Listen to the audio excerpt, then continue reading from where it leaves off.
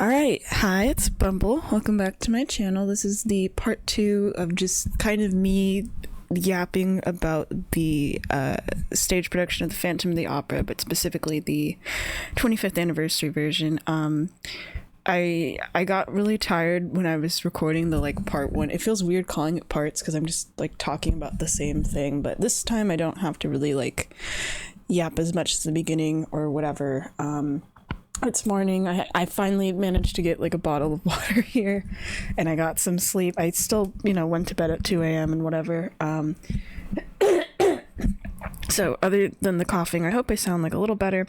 Anyway, starting with music of the night. This version is so good, honestly. Now that I'm thinking back to it, especially because when I woke, I'm not kidding, when I woke up this morning, I was already having some of the songs kind of stuck in my head from this. I think this is probably I think my favorite performance out of for the songs and stuff in this. It's just so good. I love how the actor playing the Phantom will hold out the softer notes. It's so fucking pretty, and the whole song is well acted too. Oh, that's the other thing. Yeah, I mean, of course with the movie version and stuff, they're acting or whatever, but here it's and I mean, it's not just exclusive, it's any of the stage versions and stuff. It just really feels like they're acting everything. It's so well done. It just feels really believable for everything the characters are doing, feeling, especially Christine, as I've been mentioning.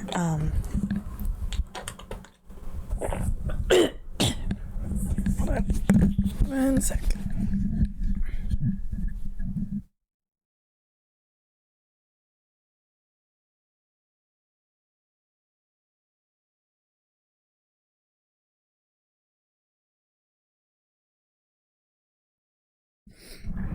I think for me, that's what was missing with watching the movie, where it's yeah, they're singing good and stuff, but sometimes it's they're not really doing much during the songs, so it's I'm enjoying the song, but there isn't really much happening on screen. With this song in the movie, it's Christine's kind of just staring at the Phantom, and he's sort of moving around a little bit and whatever. But then here, it's even though she's not singing, this is I think the song that gives her a vocal break after excuse me, Think of Me. She's still going through the whole thing and having just as much of a part, where she has this look on her face of almost a little sleepy, almost hypnotized, which is supposed to be the point, because this is the song where the Phantom's trying to get her to trust him and stuff, and to kind of really just lure her in. I personally love the part, both vocal wise and acting wise, for the line "Close your eyes, let your spirit start to soar," where the Phantom does this hand motion of his hand is tracing down at Christine's stomach without actually touching her. That's the other thing. He doesn't actually, or sort of, touch her. I'll talk about that in my next paragraph. But his hand, it's moving down in front of her to her stomach, and then moving back up. It's he's literally releasing her spirit to soar. I think that motion goes really well because it's kind of a slow line. And it matches perfectly with the pacing of the line, and it's sung so softly and stuff, especially the word soar. That's where I was just damn, because it's held out for a bit, but it sounds so that one note. It's beautiful. For some reason I thought it was gonna be but I mean, every version I've listened to it, that word is always kind of sung more soft. It's not supposed to be harsh. I don't know why I thought it was gonna be belted out really loud, but nope. There's a couple times where Christine kind of closes her eyes as the Phantom sing to her a bit, she's trying to just be in the moment and stuff. And then for the line of "and you'll live as you've never lived before," he almost, I mean, doesn't quite touch her, but it's this motion of as if he was gonna kind of stroke her cheek, and she looks up with him, with this look of almost like, I don't know if it's like this look of love, kind of, or just this look of like she'd follow him anywhere, you know. And they're like 2 inches apart with like their faces, or they're not like, they're like a little bit in like kissing distance or whatever, which I knew they weren't going to do because that's like the big thing towards the end, is that they kiss. And then there's a part where she actually puts her head on his arm and he kind of like holds her a little bit, and he almost smiles for like 1 second, and then it's like he's taking a pause from singing of like, oh my gosh, she's actually touching me and stuff. But yeah, I love that throughout the song, the Phantom's just doing these hand movements of kind of leading along Christy. It's almost like they're connected by like an invisible string kind of a vibe between like his hand motions and like her movements and stuff. And she just has this look of like confusion, but also wonder that I think is cool. Like you really feel like she's in a trance and stuff. What else? And it feels like with some of the lines, like he really is trying to get her to trust him and just to kind of like be normal with her for a bit. Because I mentioned in the other one, I think, where every once in a while the Phantom speaks in what I guess the character's like natural voice would sound like, where he doesn't try to sound scary, and it's only like to Christine in these like small moments of like vulnerability. Like for the line in the song of touch me, trust me, I'm used to that one sounding like kind of, you know, seductive and scary, or not, wait, no, not scary, no, I should be recording these in the mornings. I feel like I can't think straight right now. No, seductive and sexy, not scary. But that's usually the vibe it comes off to when I listen to like other versions of it. But here he's kind of more speaking it, like singing it, as if he's like trying to be honest with her and be like, it's okay, I'm a friend, you know. I wrote like a little smiley face in my note after that. I know you can't see it, but I wanted to mention that. And then something I noticed on the second viewing is at one point she tries to touch his face because he's like almost holding her. I think it's less of her like wondering about the mask at that specific point and more of just like, you know, she's getting into it and stuff. But it's the part of the face she touches or tries to,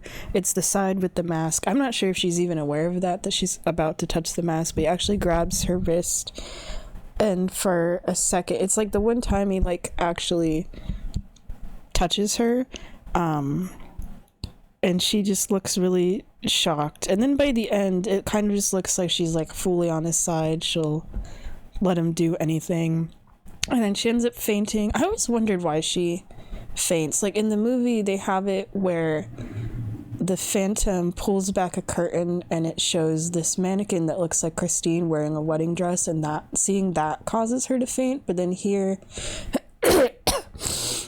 it's like she's kind of looking around, the Phantom's there, and then she suddenly just faints. But she doesn't like see anything that should have startled her or anything. But then anyway, he goes and she like sort of, you know, when you're like kind of slowly falling when you faint. I mean, not like everyone faints slow. I don't know. I've never fainted, but Christine does. And he just picks her up like she weighs nothing. Also, I don't know what the height difference is between the two actors, but I find it kind of funny when she's picked up, she looks so small as he's holding her. It could be because she, you know, she's wearing this dress that's kind of a bit layery, and it's not, you know, when you like bridal style carry someone, you like if you have your arms kind of further apart so their body's kind of more hanging off, but he's holding her in that way, but like keeping his arms kind of closer together. But yeah, he picks her up like she doesn't weigh a damn thing, and Hannah has this look on his face of like, being surprised of like, whoa, I'm holding her. And I love that no matter what version of the song it is,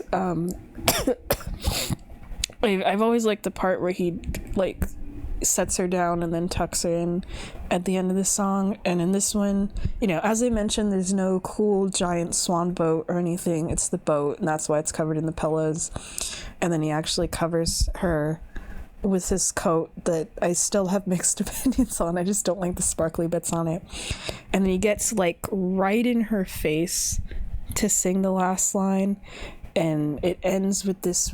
I forgot that the note for the word night, like the last word in the song, is like really long. It almost feels like a little too long, but you know, that's how it's supposed to be. But it ends and it's like and the music fades out, and it's like a really nice moment. I hate the loud ass organ that's immediately afterwards though, and where the Phantom's just playing like, it's not even a melody of something that's in the musical. It's just like these random ass notes, and it's such a quick change from how the song ends, and that's what makes it hard, because I listen to it sometimes when I'm like outside like painting or whatever. I'll listen to the soundtrack, and it's like the song ends and it's nice, and then you hear the organ and it's like a jump scare. And it's funny because like Christine doesn't wake up from hearing that should have 100% woken her up, but instead she just kind of wakes up, and then the little monkey music box is playing. I mean, I don't think that's the thing that wakes her up, but I kind of interpreted it that way because it's funnier. Oh, and I love the Phantom's organ and stuff. I think it's really cool because like in this, you know, they don't really make it so it's like it looks like they're in a cave. It just looks like, you know, it's his lair, as I'll call it, rather than like his cave.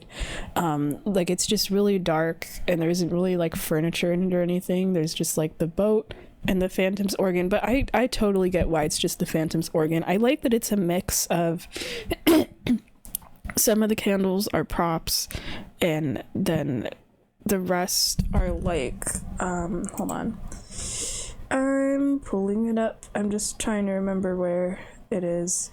Yeah, and then it's like the organ, and it's surrounded by these candles, and then there's these other things that make it look bigger that are also covered in candles, and then the digital screens in the background are also candles, which I thought was gonna look weird, but like from far away it actually looks really cool because the screen is black and then these images of the candles, but they're like the same size as like the props, and it's all just like creating this level of distance of like there's fucking candles everywhere. And with it being on a screen and having that like glow, you know how screens are full of light and whatever, it actually does give that kind of illusion of like seeing a candle from far away in the darkness. I just think that looks really cool. I don't think it even needed his lair like anything else, but just all of those candles, the organ, and then the monkey thing. It works, you know. It's just fire hazard worth of candles everywhere. Okay, what else? I like the part where Christine, as she's like awake at this point, she wonders who the Phantom is. She has like a little bit that she sings, and then the mask is removed and he like freaks out at her. I liked that when she tries to take his mask and he doesn't, I don't think knows that she's there and keeps accidentally kind of dodging her movements. She has this like really playful look on her face where she reaches out with her hand and he moves and she moves her hands back. Not like she's even scared of like what she's gonna see underneath or that she might be bothering him or whatever. But she just has this kind of like funny look in her face. So then I feel like it fits because then when the mask gets taken off and he screams at her, like calling her a little devil, I feel like it kind of fits there. Like she's being a little sneaky, a little mischievous, you know. And then he's so surprised, he lets out this like really high-pitched scream, which is kind of funny. Like sometimes he screams in this every once in a while where it's like really high pitched, not where it's like annoyingly so where it like hurts my ears, but it throws me off because like normally, you know, the Phantom speaks in this kind of like deeper voice and stuff. I just thought that he was gonna like scream at her in anger, because that's kind of what I'm used to, or just sounding kind of frustrated, which sounds cool. It fits of like, you know, he's like pissed at her for taking his mask, but then here he actually kind of sings those surprise lines, but in like his like a more normal sounding voice. Like he doesn't actually sound like pissed or anything, just kind of like mildly annoyed. But I feel like it kind of fits that, even though it sounds cooler like if he was angry and like yelling at her about this stuff, I think it fits the scene better of like he's so shocked of like her taking the mask and stuff. And I love the Stranger Than You Dreamt It song scene. It's like a short bit, but it's supposed to be this first little kind of like almost bonding moment between like Christine and the Phantom, where he finally kind of just lets down his guard for a second, and it's like the first time she kind of seems to feel empathy to, or wait, yeah, like sympathy. Yeah, why am I getting them mixed up right now? Sympathy towards him. It's a really nice scene. I really like how it's done here. Especially, it's cool with this being like this professional film recording and stuff, where they have multiple angles for like the cameras. There's like a couple shots of this that I really like, that I feel like kind of increases the tension of the scene. Especially because it's like a tension between the two of them they created themselves, where they spend the scene pretty much both on the floor. Like Christine being on the floor makes sense, she's kind of cowering, she's afraid, but at the same time I feel like the Phantom could just like, I get why though, he could just get up and go grab the mask from her or something, but it's kind of, he approaches her in this way like he's not trying to scare her, but is still kind of scaring her, which just kind of makes the scene come off as more scary. Where Christine's like cowering on the floor, and the Phantom and trying like not really to look at him until certain points, and the Phantom's crawling towards her, but he's doing it in this way that looks like really awkward, but like it makes sense because he's like covering his face with one hand so she doesn't look at him, and then he's kind of just almost, it's less of a crawl and kind of like dragging himself along the floor, but it's not like in the way where, you know, if you got on the floor and let me actually, hold on, let me try and do it real quick. I have to like put myself on the floor and like remember how this is. It's not really even like shuffling across. The feet are kind of bent in like this weird position, like he doesn't know what to do with his body almost, or it looks kind of weird. But yeah, I love the multiple camera POV, where at one point there's this like, because the Phantom's like talking to her and stuff, of trying to get her to calm down, and there's like this close-up just of the Phantom's face where he's staring like dead at the camera, not making like a face or anything. It comes off as like a little spooky, because we get like a lot of close-ups of Christine and stuff throughout this, but I think this is the only one with the Phantom where the camera is like completely just centered on his face. It's almost like a jump scare, if anything. It's like very sudden. And there's this one shot that I love where it's taken from above, which I feel like also isn't a viewpoint we see very often in this, where the Phantom's crawling towards Christine and she's sitting away from him, but like the way they look from above, because like every other camera angle is like the camera's sort of behind Christine a little and the Phantom's coming towards her, where you can kind of see him from either like a side view or kind of a front view or whatever, you know, because he's talking to her and stuff. But then from this angle, it's like you can see his whole body and then her, and it's in this way that gives the vibe of like a creature getting closer and closer to its prey, and Christine is in this like kind of damsel position of like when you're scared and you're like backed up against a wall, even though she's like not backed up against a wall. I think it just really fits, especially because what was I going to say? He's singing this line at her of thinking that he's not or like calling himself a monster, like saying like, oh, don't think of me that way, but then with that one shot it's like it physically like comes off that way. And then he almost kind of sounds like he's going to cry, trying to convince her that he isn't like a bad person or anything. And I love that when he's done, because he doesn't get like super close to her or anything. He doesn't try to like lunge at her or make like any attempt to get the mask back. It's like he doesn't want to get too close to her. And there's this part I liked where he kind of sits up more on his knees and he has this just completely pathetic look on this face. It reminded me of like let me see if I can find the shot because I opened this up again. Where is it? And the camera kind of lingers on that pose for like a while.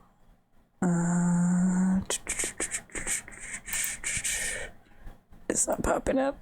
No. Where is it? No, not that one.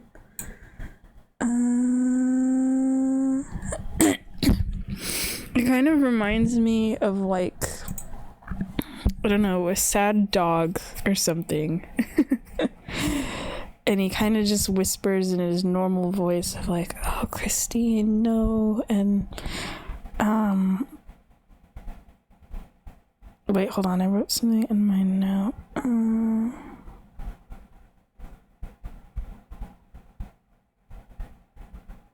And it kind of reminds you of like the way he says then how he's positioned, you know, that he's just this guy. That's like the best way I can put it off the top of my head, of like he's just like a person, you know, despite all the things he's doing and whatever. And I don't mean that as like to try to defend him, but you know, it reminds you of like his humanity in these kind of little moments. And he can't even bear to look at her, and he turns away before she gives the mask back. Like it's one of his most vulnerable moments. And there's this part where he actually his hands removed off his face on purpose. I think it's actually when it's like a close-up camera view of his face, and we actually see it, and it isn't that bad actually. I mean, especially compared to later when his wig's removed and you'd see like everything with what he actually looks like. But here, you know, with just the makeup and stuff, he doesn't actually look that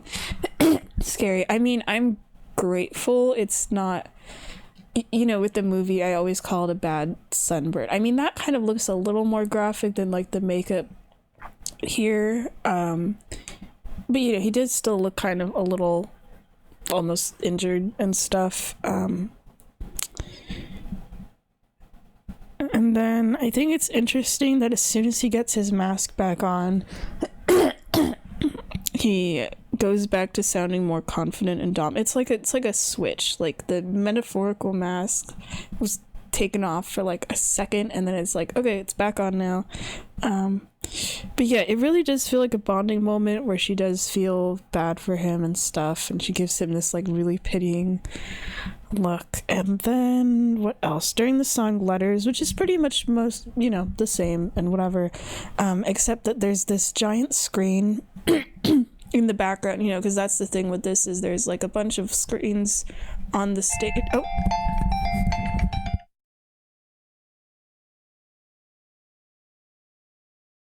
Oh, there we go. Okay, sorry about the interruption. I know it was kind of sudden. My brother called me for our usual weekend chats. But the thing with that, I will mention, as I'm like getting back into my notes right now, it kind of discombobulated me. I forgot I was in the middle of this recording. Is he reminded me that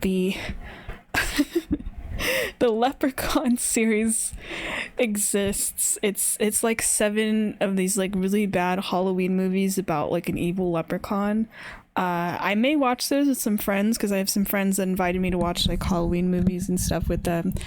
And there may be a review of those movies, or even of that whole it might be like the Minions movie where I just make one really long video talking about those. That may be something to keep out on. Okay, I just wanted to mention that real quick. Shoot, hold on, where did I leave off in my notes? I know I talked for quite a bit about music of the night, and then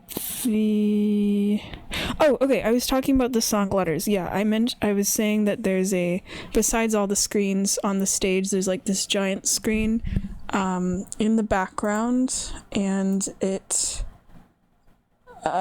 is like even behind the orchestra. It's like so huge so like everyone can see it, and it has this footage of like the Phantom writing his note as he's narrating, because sometimes during the letter scenes it's like a voiceover of him that the characters can hear, and I like that you can actually see the words that he's writing as he's speaking, and I thought that was just like a cool detail to have. I'll be honest though, because Carlotta's one of the characters that's in these like letters sequences. There's actually 2 of them. I was kind of surprised by that. Whenever she sings high notes, but when the character's supposed to be upset, you know, when like you get upset and it's like harder to understand you, I cannot understand at all what she's saying. And then there's this transition from the song Letters to the song Prima Donna, and I really like that transition because it's like very smooth,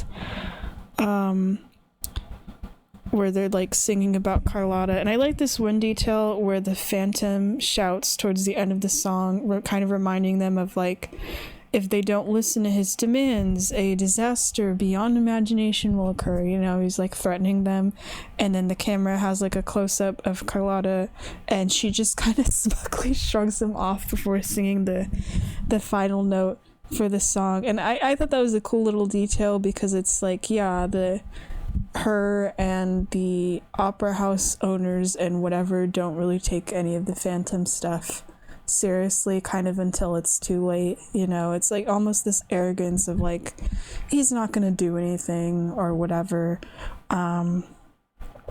And then they have the El Muto play, and that one I liked because there's this really pretty ballet segment. But before that happens, like the Phantom end up interrupting or whatever.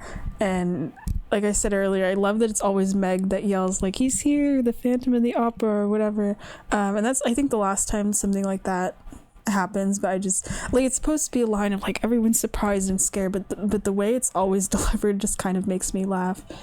And Christine, I think it's interesting with Christine when you're watching her in these like parts of the musical where it's supposed to be she's playing a character in one of the in-universe operas, because she always looks so confident and kind of satisfied in her playing those roles. It's like she gains a new level of confidence because she's like throwing herself into a character, and you know, she does great. Even when she's like playing the page boy, you know, she seems fine with it, you know, not like jealous of Carlotta for having the lead or anything. And then the Phantom interrupts, and then she looks really scared. I love that when Carlotta starts making frog noise, it's like this deep kind of noise from her throat. It sounds really goofy, and the Phantom actually laughs at her, but not like how sometimes he laughs very like evilly at characters and whatever, but here it's like he genuinely finds it funny. And it kind of made me feel bad for Carlotta because she doesn't look like annoyed or anything. She looks scared, and I like with this actress playing her, that I mentioned at like the beginning of my like review and stuff, that in this compared to the movie, Carlotta feels more like an actual character and not just like the comic relief and whatever, where there are times you kind of feel bad for her.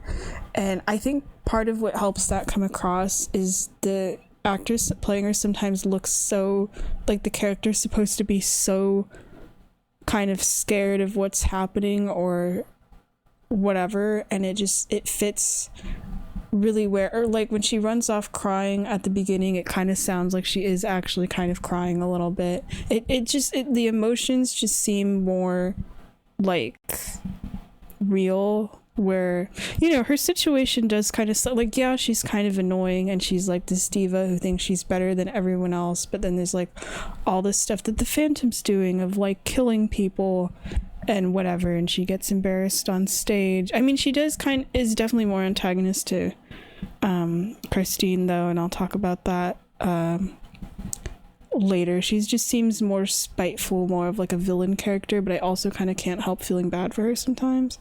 But yeah, the ballet segment's really cool. They have these like really pretty green costumes that makes me think of just like springtime and stuff. I felt like I was watching an actual ballet. There's this one part I like because it's like all of these ballerinas, and where is it? Where there's this guy that has this little like shepherd's hook thing, and he kind of spins around a little bit. I thought that was pretty cool. And then it's interesting because at the same time that's happening, the Phantom is like above the stage, you know, trying to kill one of the stage hands by hanging him. And instead of like with the movie, it's like cutting back and forth between like the ballet and the Phantom, and the music kind of switches a bit where it goes from like the ballet music to like something scary.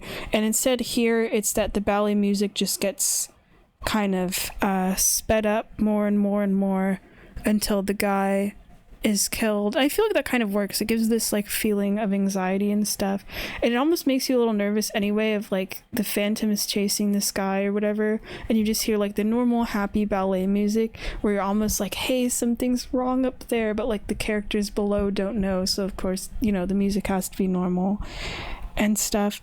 The one thing I mean, I get it because it's a movie, so they're able to do that where they like actually have the actor around with like the new, or like when people die or something, you know, they're there on the stage or whatever, and I noticed they usually seem to have their eyes open too, and it's like whoa, it's that like shock of like, hey, that's a dead body.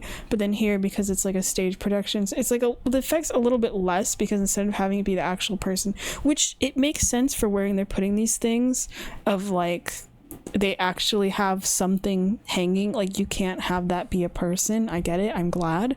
But then it's like this prop that looks kind of weird, where it's like this weird little mannequin, but it looks so fake. That's just kind of funny to me, and it's like a weird effect where it's like the body looks kind of funny because of the mannequin or whatever, so I laugh at it, but the ballerina screams whenever there's a dead body sound so real that it's just like a really weird contrast. Okay, what else? I think I don't remember if I mentioned it already, but the cape, because then it goes to all I ask of you, and then Christine is in this green cape where she has her, because at this point she's changed into the outfit for taking into Carlotta's role, and it's like a really pretty dress. I kind of wish you could see it more, but her cape's covering it and stuff. But yeah, it's this weird kind of green cape. I don't really like it. I miss the red velvet one that I'm used to.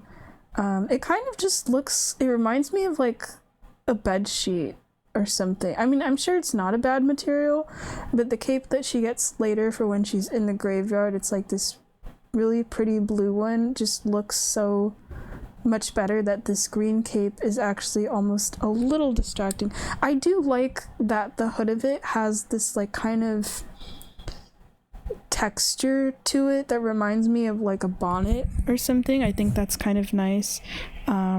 But yeah, it's just this plain green, and they are supposed to be on the roof, but there's no like, it almost makes me wonder with the movie with the snow if that's like a choice for that. Like, I don't think they mention about when it takes place. I assumed it was supposed to be winter, because then with the masquerade it's months, no, maybe not, I don't know, it's like them celebrating the new year but then the movie there's like snow in the ground and stuff. But then there's a difference in time where in the movie I think it's like they've been able to relax for 3 months, and I swear in this they mention it's 6 months. So if they're celebrating the new year with the masquerade and stuff, I'm assuming that would mean that this would have to take place in like summer. Okay, that's I had to like reason that for myself. Sorry, I'm like, why is there no snow? The snow was cool, but it's like, no, it's supposed to be like summer or something. There's not snow.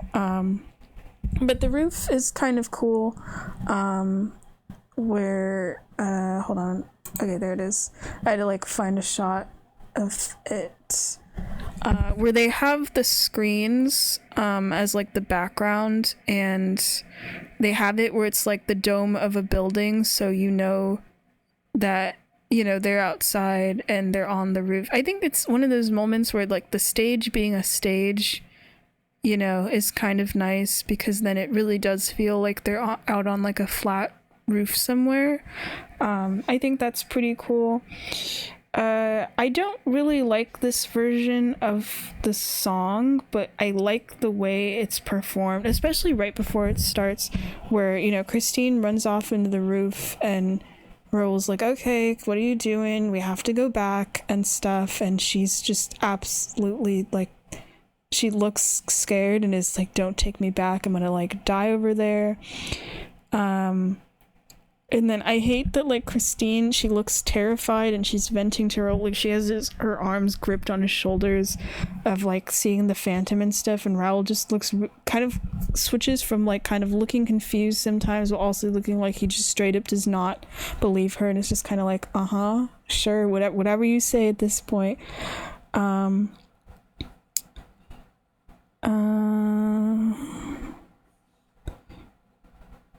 then when it's interesting because like Christine is singing about how like she's terrified of the Phantom and she looks scared, but then as soon as she starts singing about like, oh, but his voice and his music, I could like feel it in my soul or whatever, where she's like repeating lines from Music of the Night, her face softens like immediately, and she almost I almost expected it to be where she kind of would look kind of more sweet, like she's looking back on it fondly, but instead her face kind of just looks more serious. But with the way she's singing back lines that the Phantom had said from Music of the Night, it kind of, I feel like to me it represented of like, she really does kind of feel that way.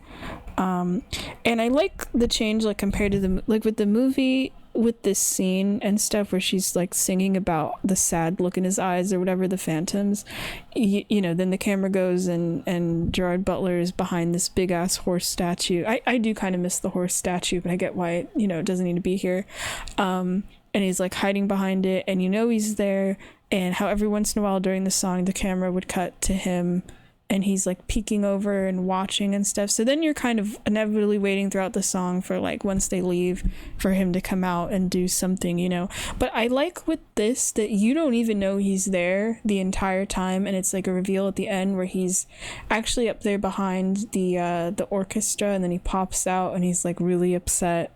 And I feel like that's just much better of a reveal, so that way you're like focusing just on the song, and you assume he can't hear them because he's not technically there. I mean, it's hinted a little bit because he sings her name, like Raul's trying to get her attention, like Christine, the Phantom sings like Christine, and it's in this actually kind of spooky ghost way rather than sounding kind of like breathy and whatever.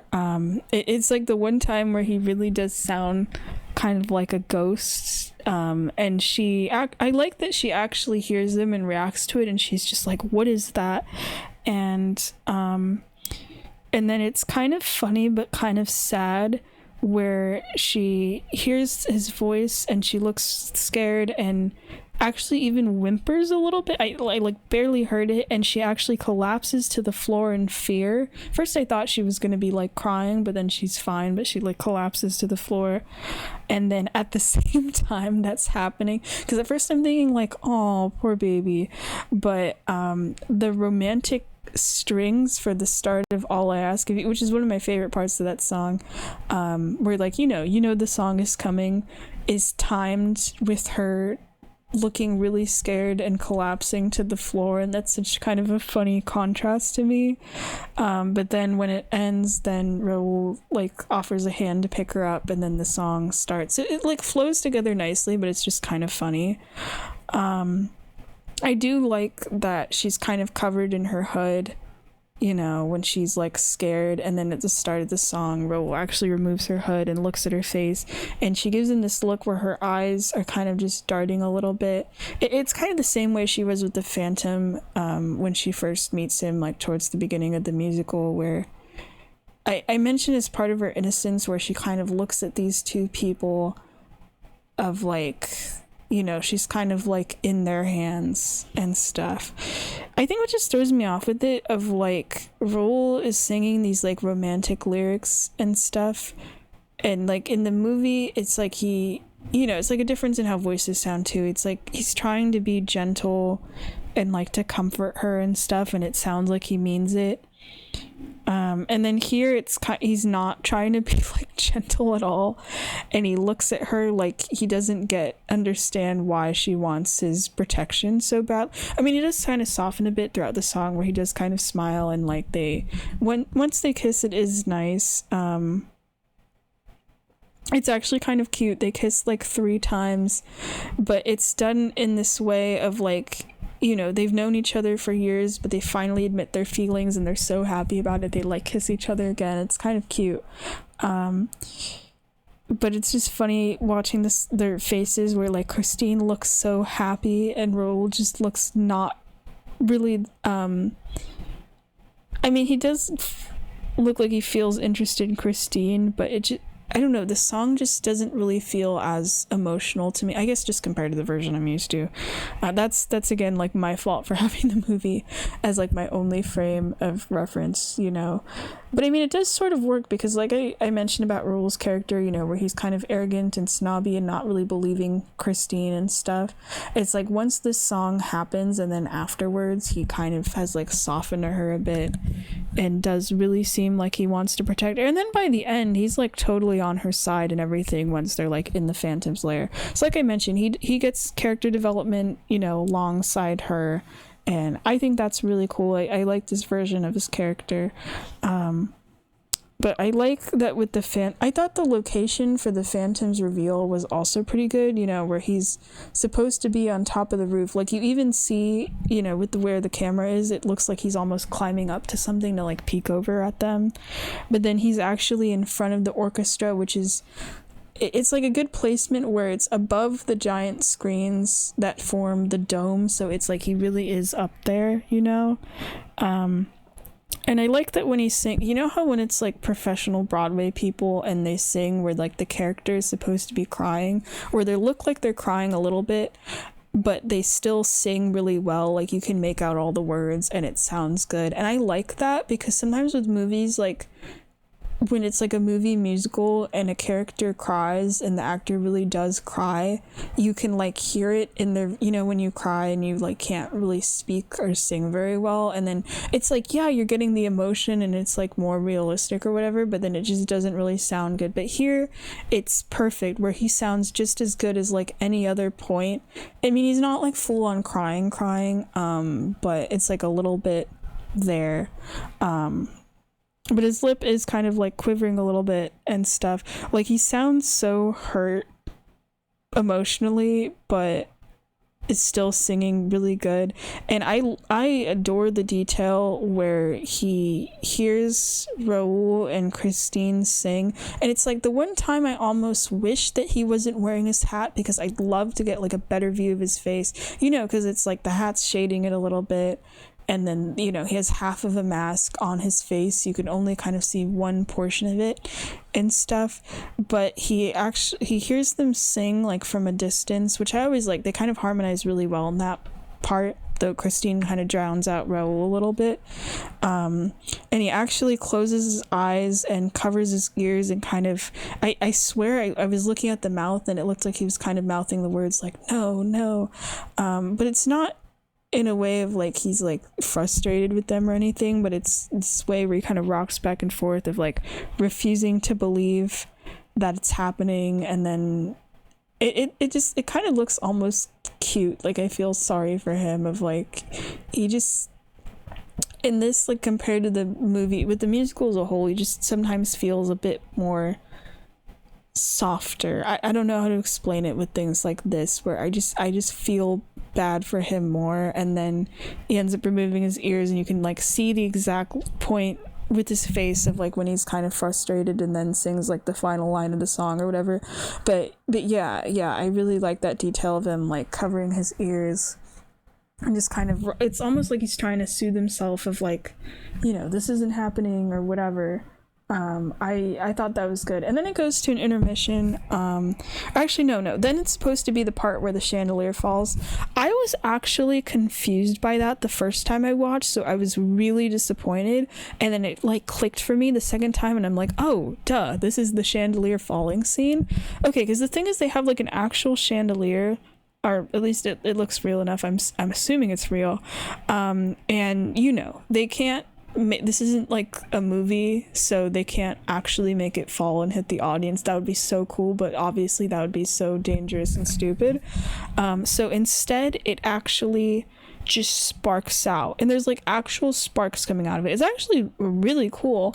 But the thing is, when I watched for the first time, I thought like, oh, they don't actually have it fall. Like I just assumed the effect of it would be like they'd have like a fake chandelier and maybe it would fall, just like actually fall like just a little bit, like not enough to hit anybody, but just a little. I thought it was gonna be like a janky kind of thing, but instead it sparks out, and I'm like, oh, so they don't actually have it fall in the story. It's just that it like stops working. But no, it's supposed to be like, it's treated in the story of like the chandelier fell and it was like a big dramatic thing and stuff. And then, you know, then I watched it the second time and I realized that, and I was paying more attention to the sparking effect. It does look really cool. Like it's still treated as like a dramatic thing. It's not really as long. Like the characters are on stage, they kind of look at it, it like sparks out or whatever, and then it goes to the intermission. I wish that scene had just a little bit more of a punch to it, or more of a reaction from the characters, but it's still good. And then since it's an actual performance and stuff, there's an intermission where the orchestra plays for a little bit. I thought that was nice, but you know, because I'm watching this as like the film of it,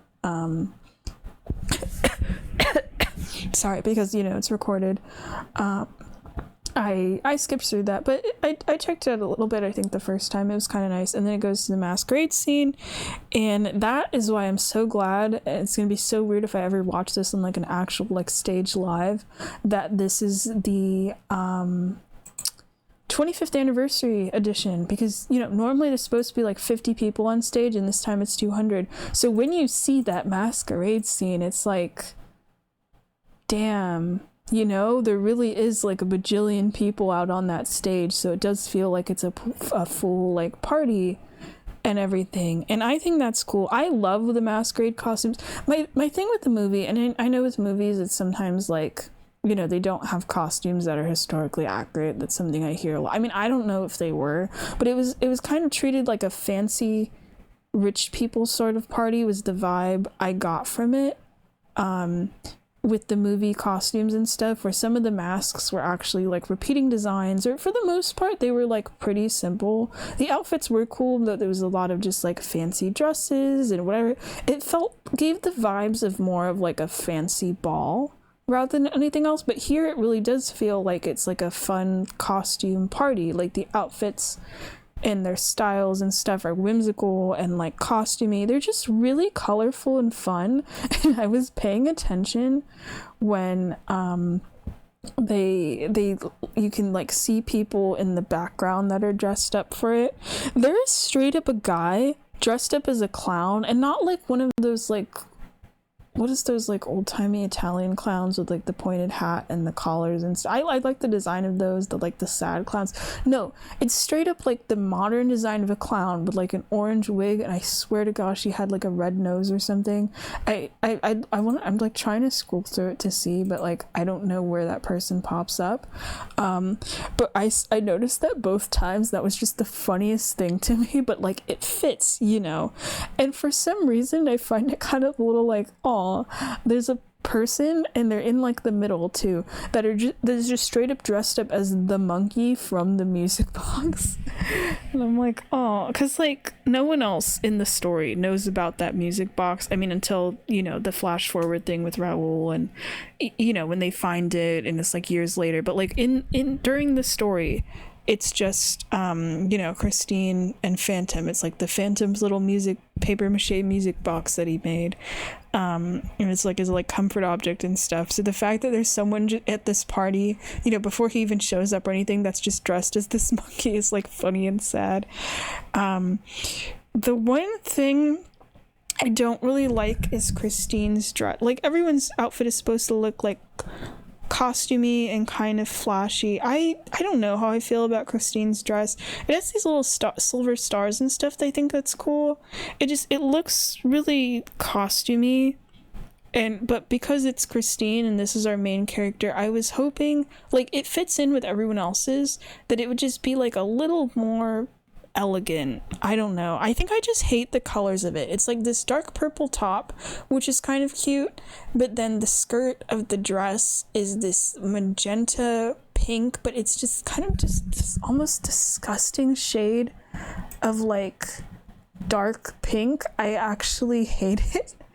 And just having those two colors together, it just looks weird. I do kind of like that her dress, with the way the pink fades in this like white color, it kind of does look almost like a big flower, which is kind of cool, but I don't know. I do think it's kind of cute though. She has this little, and it's distracting to me, and it's like, you know, my fault for watching this in 2025, even though like the stage musical, the example I'm about to give, already existed. She has this little like crown thing, but more importantly, you know how some people, when they have like masquerade mask, they like carry it on a stick or whatever. Christine has that, but it has these little tinsel thingies on it that make it look like a wand, and I see that with the pink skirt and the crown, and I'm already just thinking of like Galinda from Wicked, especially because at the time I'm recording this, in like literally I think next month, oh my gosh, I did not realize it was that soon, that Wicked Part 2 is supposed to come out. So that's kind of, I've been getting all the fucking Wicked Part 2 ads lately. But yeah, I like most of Christine's costumes in this. There's a lot of really cool ones, but this one I don't like it. And it's mostly a color thing, and it's a bummer because, you know, it's like the masquerade party and stuff where it's like characters besides the Phantom get like really flashy as hell outfits.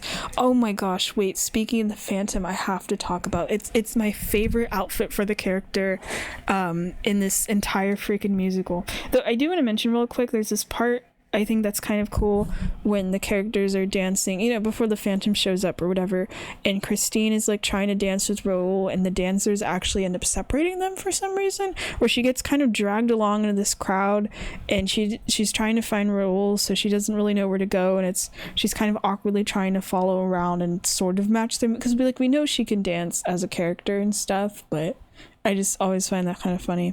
I do like the Phantom's entrance. It's not it's like as dramatic as it could be. I expected like a little bit more. I don't know what I expected, honestly.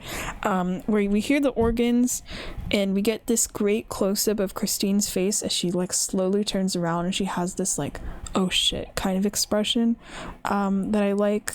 And then the Phantom is standing at like the top of these, I don't know if it's like stairs or whatever, and there's the fog machine. You know, the fog machine is just as important as anyone else here in this musical, where he's surrounded by fog, and it's kind of cool. It kind of reminds me of like his entrance when you see him with the mirror scene and stuff.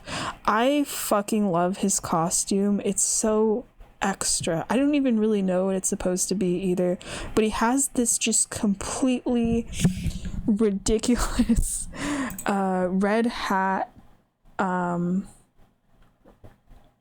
there's just so many layers to the costume. Like, I can 100%, because that would have to be like an offstage costume change or something, you know, of why, you know, he goes from finishing All I Ask of You, and then there's an intermission, and then there's the entire masquerade scene where he would like need the time to put all that on, because it's a lot of layers, and he has this stupid hat that's just so ridiculous, but in a way that I kind of like it.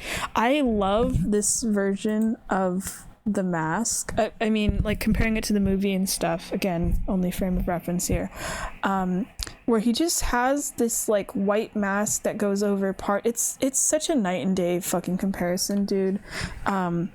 Where he, in the movie, it's like this white mask, it's like implied to be a little skeletal.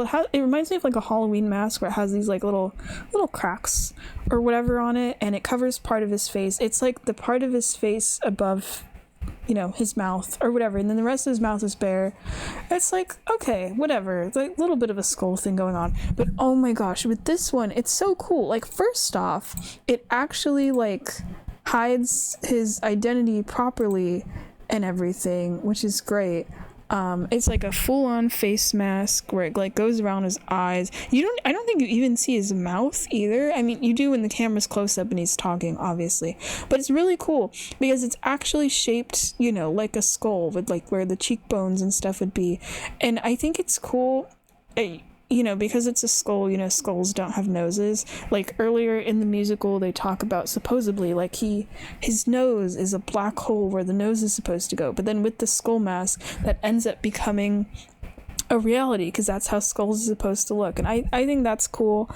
But yeah, it's a great mask. Hell, I want to wear that mask. And I like that because it doesn't go over his mouth or anything, and there's like these teeth that are kind of lining it, so whenever he talks, it actually does look like the teeth are moving up and down, as if like the skull itself on his face of the mask is like speaking.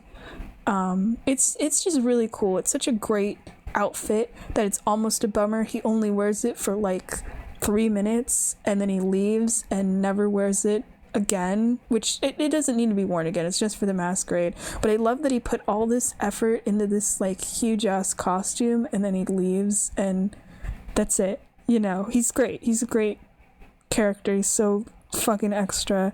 And the scene is almost comical with how short it is, where he shows up, he tries to lure Christine. I do like that there's a close-up on one of his hands and he kind of does this little finger wag of like, come here, you know, and she kind of approaches him a little. I kind of wish it was a little like the movie where there's this shot where it's like a side view of Christine the Phantom and they get closer and closer and closer and closer together until he has his sword. And I like in the movie when he like cuts off her engagement ring that's around her neck. He doesn't do that here. He actually doesn't have a sword with this, but like, who cares, that outfit makes up for it and stuff. They don't actually end up like that close in front of each other or anything. He just, you know, threatens her and then leaves in a burst of flame, and that's it. It's cool, but like, it's almost funny how fast it happens. But yeah, easily like the best costume to me out of everything in this like stage version and stuff. It's peak. And then they have the thing with his backstory where originally, you know, here it's like different and stuff from the movie. I think it works better though, where, okay, like in the movie they have it where he is like this child who always known as being like a circus attraction or whatever, and then you see Madame Giry and she's also a child and she's like personally involved in his backstory, where she's the one that like rescues him after he like kills the circus master or whatever. Then she hides him under the opera house and stuff, and that's kind of part of the reason she seems like so scared and stuff, of not wanting to like expose him and whatever. And then here they have it where she like knows his story but isn't actually like personally implied to be like involved in it or anything, of hiding him in the opera house and whatever. And I find that kind of interesting, where instead they're like, oh, there's a man, he was locked in a cage, so he's like in in a cage, so it's like he's an adult this time. And they mention this part that's interesting to me. I don't know if it's actually supposed to be like true in the story, where they mention like, oh, supposedly he used to work for royalty and like built this maze of mirrors or whatever. So I feel like it's implying like maybe he didn't spend his entire life since birth as like a circus attraction or whatever. And then she says, instead of like how she like supposedly rescued him or whatever, that he ends up escaping, you know, the circus, and everyone believes that he's dead, but she remembers him and then starts saying of like how amazing he is or whatever. It does make me wonder if that makes the age gap with him and Christine work. Like if he's supposed to be the same age as like however he's supposed to be in like the musical or the movie. Because like at the movie they have it where, you know, he's like a child in the circus, you know, we know he's been like manipulating Christine since like she was a child or whatever, and then when they reveal his appearance at the end, he's blonde and he still has like quite a bit of hair and stuff, but then here, you know, if he's like a adult that's already in the circus, I think that means he's older, and then later when you see them he actually just has white hair and is like mostly bald, so now it's a bummer in comparison, because I feel like in this compared to like the movie, he seems like he's closer emotionally to Christine and like she's more interested in him and stuff, and it's cool and I sympathize with both of them, where it's not like I want them to get together, but I'm like, damn, you're almost like kind of tragic lovers, like a step there. But then they have it here where he's older, like even older, and I'm just like, damn, that's making it worse actually. But you know, that's supposed to be the point, you know, where he's supposed to be like old enough to at least like probably be her dad or something, because of the whole thing of like, you know, she assumes it's like the ghost of her father or like the angel of music that is sent to her and stuff, which always makes just watching this so weird. And no matter what version of the story it is, of like, you know, there's sexual tension and romantic stuff going on between these two, but the fact that he's so much older than her, and yeah, I have to kind of force myself to remember that occasionally, just makes it like a little, you know, it's icky. Okay, but yeah, the backstory thing is short. I'm actually kind of glad they don't like show anything on the like the screens or whatever, you know, like during the letter scene where they show him writing the letter, things like that. It's literally just Raoul and Madame Giry talking, and then we get letters 2, as I called it in my notes. I guess I don't know if I can even call it a reprise. Or it's the same melody but different lyrics. So yeah, I guess so. Where I don't remember that being in the movie. Oh, they also change around locations of like some of the dialogue, which I think is interesting, because there's a part where the Phantom sends these letters of like how he wants everyone to be in you know, everything to be perfect for his opera, and like threatening Christine. And in the movie that happens during the masquerade, when he actually gives them the opera and he gives them his orders, and that's why that scene's a little bit longer and stuff. But then here I actually kind of like that instead, you know, the masquerade scene with him is very short, and there's an entirely separate like letters song with, you know, where they're reading letters, and then he sends a letter and it's read by Madame Giry, and it's the one of like that dialogue of like, hey, get your shit together, and stuff, because at that point it's like Christine, you know, everyone's trying to convince her to be used as bait, so she's already freaked out, but then now the Phantom's like threatening her and everyone else and stuff, so I feel like it just kind of fits where it is in the story better. I do love that they basically call the Phantom's opera just to be like complete shit, like that it's bad, and just the idea of him being this supposed like musical genius who grew up in this opera house, you know, and he can like sing and stuff, and he's supposed to be like great at everything, but then when he tries to write his own opera, it's weird and bad as viewed by like everyone else. And then I like this part where Carlotta actually, because I mentioned she's more like antagonistic to Christine in this version, where she threatens her, and Christine actually calls her evil and defends herself. I really liked that detail a lot. And then there's a part afterwards where Raul is singing to Christine and he has his hands on her shoulders and says, and gives her this really soft look of reassuring her of like, hey, you don't have to do anything you don't want to, even though in like a couple minutes later he's going to be yelling about using her as bait or whatever, where he's like, hey, you don't have to do anything you don't want to, it's fine. Like, he's trying to comfort her and it's sweet. And then for the next line, he literally peeks over her shoulder and like glares at the opera staff, and they kind of back away of being like, they can't force you to do anything.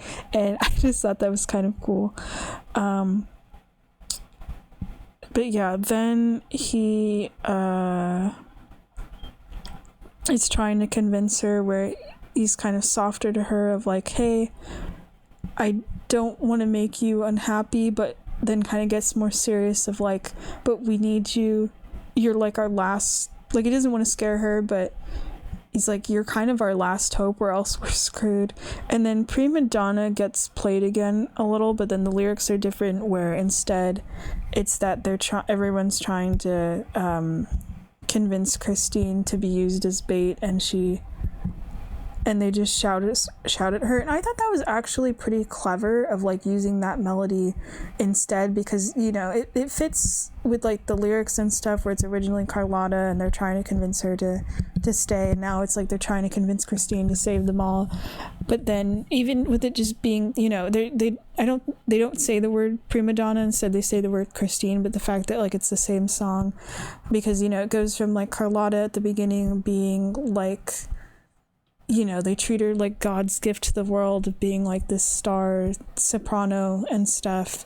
And then at this point, it's like Carlotta kind of doesn't really matter anymore. And, you know, it's not just that like Christine takes her role as like the main performer, but Christine, you know, is kind of the one that everyone needs now. She's like the only one that can save them. So I thought it was pretty cool. And then at the end, I like that Raul actually shouts to the Phantom, but the Phantom actually for once is not like hiding in the room or anything. And he shouts about how the plan is made and it's war. It's like the same dialogue the Phantom had earlier, but he says about how they'll win this time. He sounds so triumphant, like good for him, and he sounds like actually fucking pissed. It's just like a good character moment for him, honestly. And then we do, and it kind of makes me I can see why it wasn't in the movie, but I almost kind of wish it was, where we just get a whole scene afterwards and like an extra song, but I didn't really listen to it. I kind of skipped around instead, where we see everyone practicing for the Phantom's opera, and there's a part where there's a piano in the room and it actually starts playing itself. And I know that's like a real thing of like pianos, where if you put in like music or something, it's like one of those player pianos where it like plays by itself.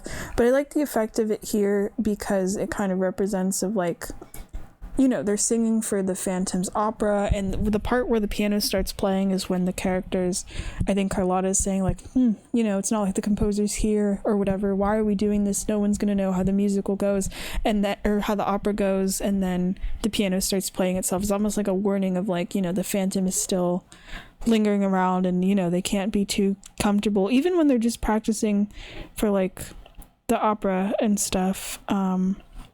But I thought that was it's like a very short scene too. Like, again, I can see why it's not in the movie, but I think it kind of flows nicely here and everything. And for once, we actually do get to see them like practicing, not performing with these operas and stuff.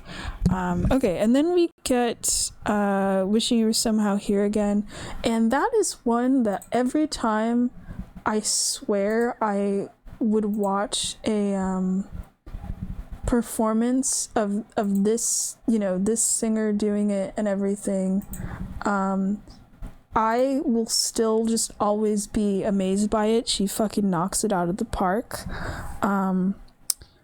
Let me talk about the setting first. I do miss and that's the one thing of like why I'm not, even though I adored this production and everything, and I do, of course the stage version is superior to the movie, of like why I can't fully let the movie go, and why it still kind of has those Halloween vibes, is the fact that they're like at actual, you know, locations and stuff where they're filming, because gosh, having, that song is already so strong and haunting and sad, but then to have it literally set in this like foggy, snowy, I think the snow in the movie just really helps with everything of like, snow can be seen as kind of like it's for the romantic duet song and it's kind of cool, or with this it's like they're in a spooky graveyard in the snow and it makes me kind of think more of like death and winter and whatever.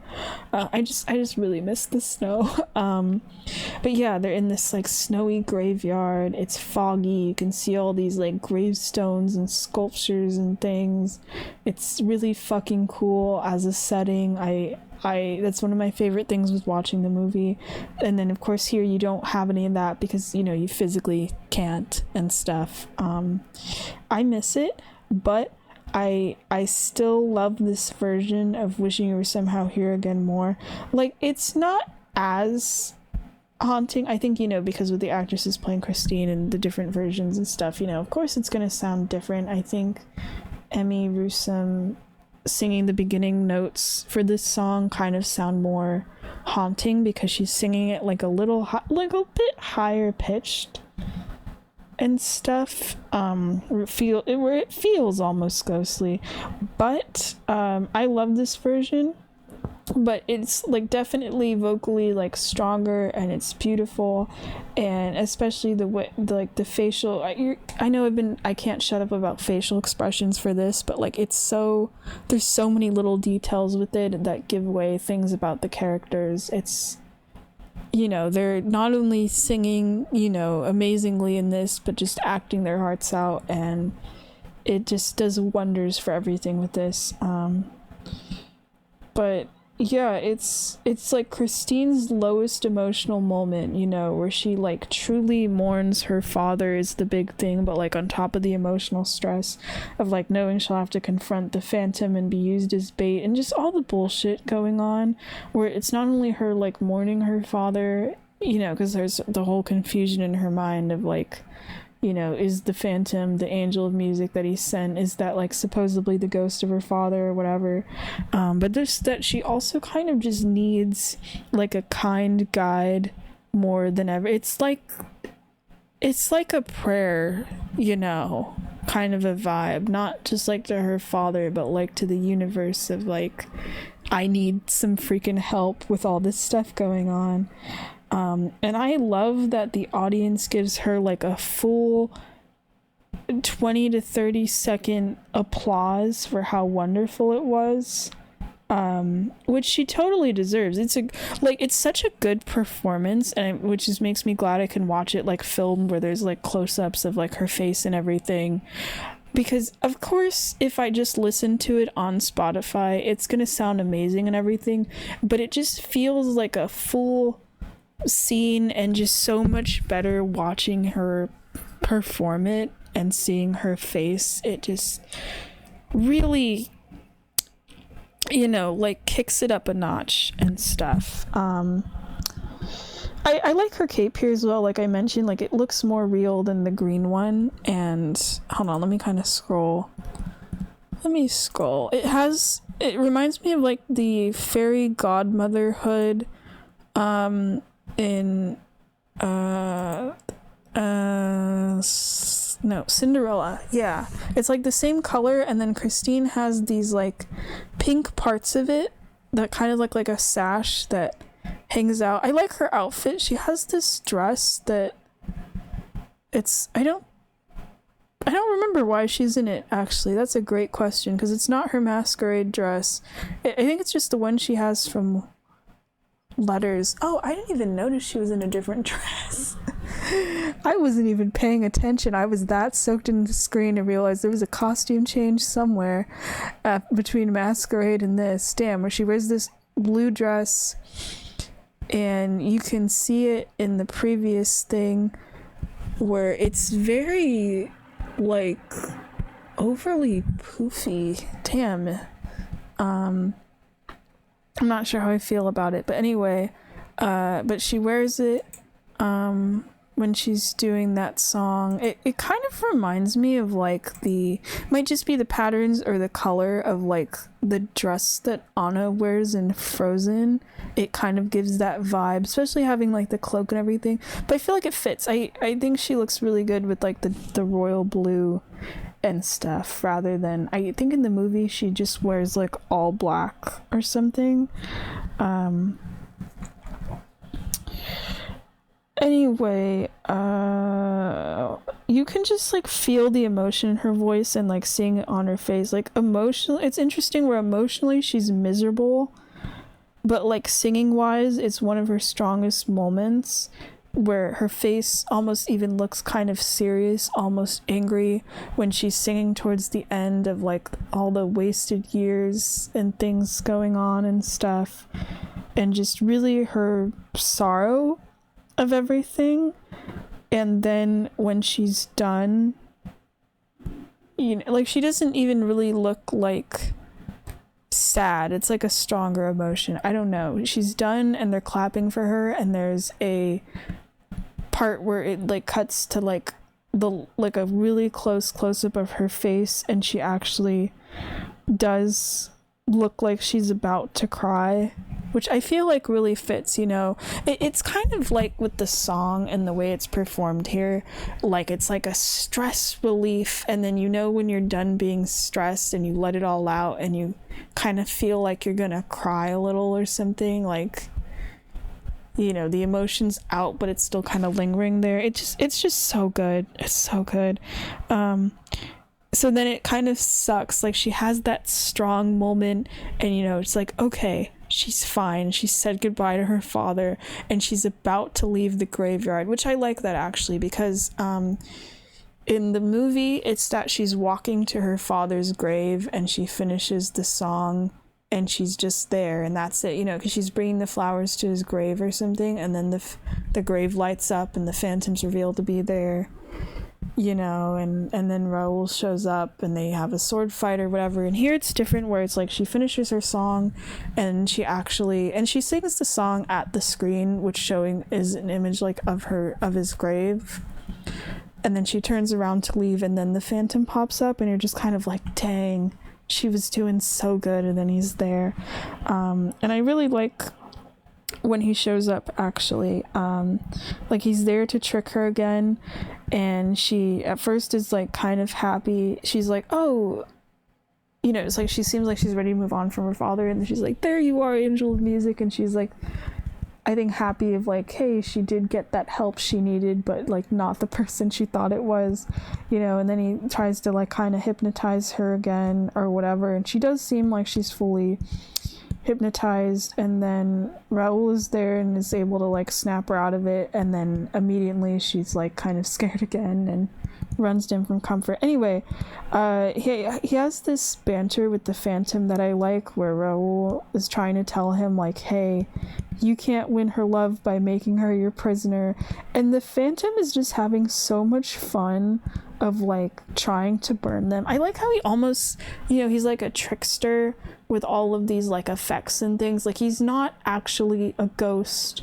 or magic, you know, he's just some guy, but he's like a magician where he causes all this like fire stuff to happen, and it's like it almost looks like he's throwing these fireballs or whatever, but he's having so much fun with it, of like telling them not to leave, but he says it like in his regular voice of like, no, don't go, but it's like a don't ruin my fun kind of vibe. But I do like that sometimes, and it happens again with like the point of no return. Raoul's just like, hey, you can't just keep her with you forever, or have her lie to you, or keep her prisoner or anything. That's like not how a good romantic relationship works. And the phantom just kind of always seems to ignore him with that. I think he just kind of ignores in general when someone's trying to tell him like, hey, you have a problem, and he just kind of refuses to hear it. He's just very much in denial at like several points in this musical, and I think that's neat. And then there's a scene that I find kind of funny, that wasn't in the movie again, and I can kind of see why it's not, but like here it's a really cool moment where and it's like right after Wishing You Were Nowhere Here Again. Oh yeah, they don't have a sword fight this time. That's the only other thing. It's instead the Phantoms throwing fire at Raoul and Christine. I do kind of miss the sword fight. It was cool.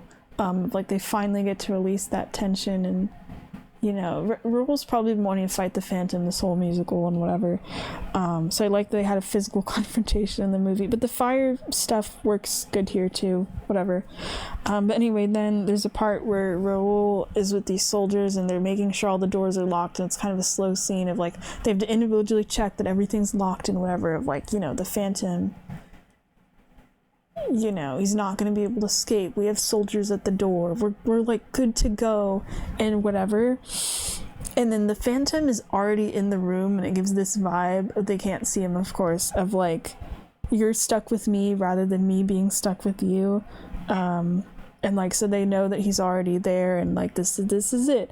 But he has this thing where he sings to them, of like, I'm here, the Phantom of the Opera or whatever, and it starts off kind of soft until it gets louder and louder until he's like, I'm here, whatever, and he's singing from like different parts of the room. It reminds me of like with binaural ASMR, where it's like you can hear the voice, you know, from like different earbuds, like you can hear the voice from different locations, and having listened to stuff like that is just always kind of like, whoa, you know, like it feels like they're really there. So I get why with this scene of like they're hearing his voice from all these places where they don't know where he is, that it's like kind of a bit scary and feels very ghostly too. Like there's someone that even tries to shoot, you know, because they're like, where the hell is he coming from, even though they can't see him. But I like how with the way the Phantom's doing it's very clear he's just also trying to like fuck with them a bit. I thought that was a cool scene that I'm glad is here. Like it's a short little bit. Hold on, I have to, oh my goodness, okay. All right, well, it's good that this is like an hour and 20 minutes.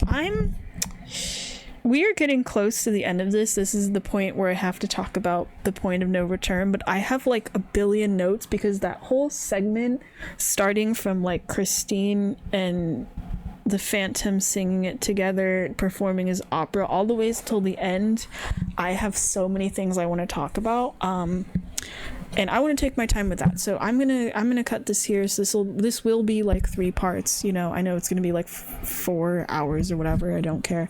Yeah. So we're gonna continue with that. I'm very hyped to talk about it, because that was easily the ending and stuff from there until the end is like my favorite. One of my favorite things with this musical and stuff, with this stage version. So yeah, I'll get to that in a bit. Bye bye.